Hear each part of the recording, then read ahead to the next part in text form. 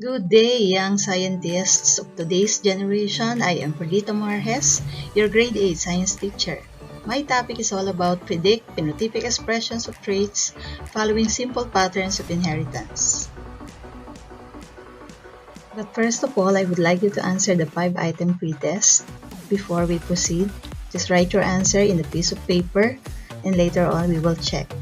The first one, the contrasting forms or expressions of a trait which are either dominant or recessive. Number 2, the square diagram that is used to predict the results of genetic process. Number 3, an organism's observable traits such as height, eye color, and blood type.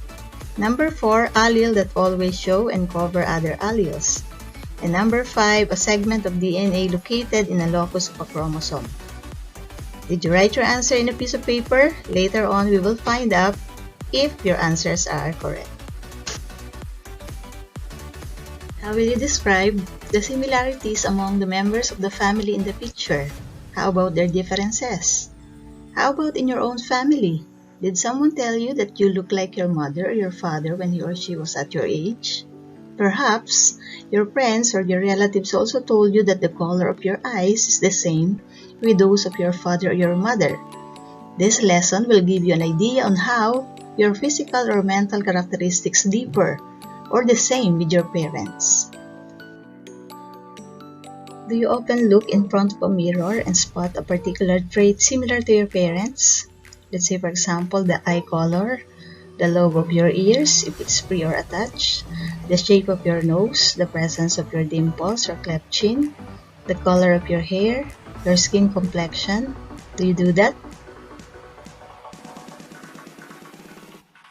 Who is this? He is Gregor Mendel, an Australian monk who discovered the basic principles of heredity through experiments in his garden. His observations became the foundation of modern genetics and the study of heredity. So while in the monastery, he spent 10 years of his life in identifying the patterns of inheritance, and because of his works, he was called the father of modern genetics. Gregor Mendel chose the pea plant with the scientific name Pisum sativum, locally known as chicharo, for his study. So according to the two authors, Mariano and Madriaga, of the Science Link book which I read, he chose this garden peas because it is easy to cultivate and grows faster than other plants. It is also adapted mostly for self-pollination and possesses contrasting characteristics for a trait. For example, is the color of the flower, which can be purple or white, the seed color, which can be yellow and green, the seed shape, which can be round and wrinkled, pod color, that can be green or yellow, pod shape, inflated or constricted, the flower positioning can be axial or terminal, the plant height, which can be tall or short. So these are the reasons why the Gregor Mendel chose the garden peas in his study. For better understanding, let us first define the different terminologies that are included in this lesson. The first one is genes. So gene is a segment of a DNA located in a locus of a chromosome. So genes carry the trait of the parents that are passed down from the parents to the offspring. So gene, therefore, determine the traits of the offspring. So it plays a major role in the similarities and differences of our characteristics with that of our family members. The second one is alleles. Alleles are the contrasting forms or expressions of a trait, which are either dominant or recessive. So you can see a brown, blue, and green eye alleles, which means that if the dominant trait is brown, the offspring will have a brown eye color. The first type of allele is a dominant allele that always show and cover other alleles. It is expressed in capital letter. So which is the dominant allele here? Yes, correct. Capital letter B is the dominant allele, which represents the brown eye color. The second type of allele is a recessive allele. Allele that will not show the characteristics if paired in dominant allele, unless both parents are recessive. It is expressed in small letters. So which one is the recessive allele in the given example? Yes, your answer is correct. Small letter B is the recessive allele, which represents the blue eye color. Have you heard of the word Punnett Square? Punnett Square is the square diagram that is used to predict the results of a genetic process. The expected results of a genetic cross can be predicted using a Punnett Square. It was named after its inventor, Reginald Punnett. In using the Punnett Square, you will encounter the different alleles like a homozygous dominant, homozygous recessive, and heterozygous. For homozygous dominant, it is the presence of two identical alleles represented by capital letters. For homozygous recessive, it is composed of two identical alleles that are represented by small letters. And for heterozygous, it is composed of two different alleles. One capital letter and the other one is in small letter. What is the difference between a phenotype and a genotype? A phenotype is an organism's observable traits such as a height, eye color, and blood type. An example is a brown eye color. It can also be, let's say, a curly hair, a pointed nose, a brown complexion, and many others. The genotype, however, is the genetic makeup of an organism.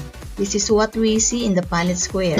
After combining the gametes of both parents, we will see the letters, the alleles. For example, is the ones shown in the table, capital B, small b, for a brown eye color. It can also be represented by homozygous dominant like capital letter B for brown eye color. Phenotypic ratio is the number of times a specific combination of alleles appear. I will give you an example in the next slide. This is it. In crossing the heterozygous offsprings for seed color, which is yellow, yellow is dominant over green, so green is the recessive trait. And based on the genotype, 3 offsprings will have yellow seed color and 1 offspring will have a green seed color. So 1 homozygous dominant and 2 heterozygous. And 1 will be homozygous recessive. So the phenotypic ratio is 3:1, which means 75% of the offspring will have a yellow seed color and 1 or 25% of the offspring will have a green seed color. Another example is the trait of the flower color. The dominant is purple, with 1 parent having a homozygous dominant genotype, capital letter P, and 1 parent having a homozygous recessive genotype with a small letter P, being color white. Upon crossing, the offspring in the F1 or first filial generation, the phenotypic ratio is 100% purple. So you can see the genotype was composed of capital letter P and a small letter p. And if one of the alleles is capital letter, that means it is a dominant trait. And here, the dominant trait is purple. Now, the next example, the heterozygous offsprings from the F1 or first filial generation were crossed. And as you can see, the genotypes are 1 homozygous dominant, 2 heterozygous, and 1 homozygous recessive. So we said a while ago that if there is a capital letter, that means it is dominant. So 3 offsprings from the F2 or the second filial generation will have a purple flower color, and only one offspring will have a white flower color. So the phenotypic ratio is 3:1, which means 75% of the offsprings will have a purple flower color and only 25% will have a white flower color. Okay, let us try to cross this using Punnett Square. The trait is plant height. So the phenotype or the observable trait is tall, being the dominant trait, and short being the recessive trait. For the alleles, I am convenient in using the first letter of the dominant trait, which is letter T for tall. So for the dominant trait, I will use the capital letter T, and for the recessive trait, which is short, I will use the small letter T. So in the Punnett Square, the possible gamete types produced by each parent are written on the top. Okay, for the male parent, okay, a homozygous dominant. And for the female parent, we will put that on the left side, the heterozygous. And upon combining the both gametes of the parent, so the first offspring will have a genotype of a homozygous dominant. And for the second offspring, still a homozygous dominant. For the third offspring, heterozygous, as well as for the fourth offspring. Did you get the same answers? Okay, what do you think will be the phenotypic ratio? So the phenotypic ratio will be 100% tall. Okay, did you get the same answer? Congratulations. Okay, it's activity time. So activity 1, predict the phenotypic ratios. So the direction, predict the phenotypic ratio of the given cross using Punnett Square method. So number 1, or the first example is done a while ago. Crossing a homozygous dominant male parent and a heterozygous female parent. So we got 100% tall as phenotypic ratio. Now it's your turn. I want you to cross the given activity. So a heterozygous and a homozygous recessive, and the second is heterozygous parents. Good luck! Are you done in answering? Let's try to answer the activity. Okay, crossing a heterozygous and a homozygous recessive. So the phenotypic ratio is 50% tall and 50% short. Did you get it right? Okay, for the second, crossing heterozygous, the phenotypic ratio is 75% tall and 25% short. I hope you got the correct answer. And I also hope that you learned something from our discussions. It's time to check your answers in the pretest. So for number 1, the contrasting forms or expressions of a trait which are either dominant or recessive, the answer is allele. For number 2, the square diagram that is used to predict the results of genetic crosses, the answer is Punnett Square. For number 3, an organism's observable traits such as height, eye color, and blood type, the answer is phenotype. For number 4, allele that always show and cover other alleles, the answer is dominant allele. And number 5, a segment of DNA located in a locus of a chromosome, the answer is genes. So I hope everybody got a perfect score.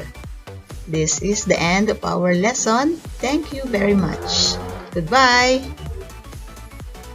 Let me end by this inspiring quote from Thomas Alva Edison, which says, "Genius is 1% inspiration and 99% perspiration," which means that genius doesn't necessarily mean intelligent person, but most important thing is perspiration, which comes from hard work. That's all. Thank you very much.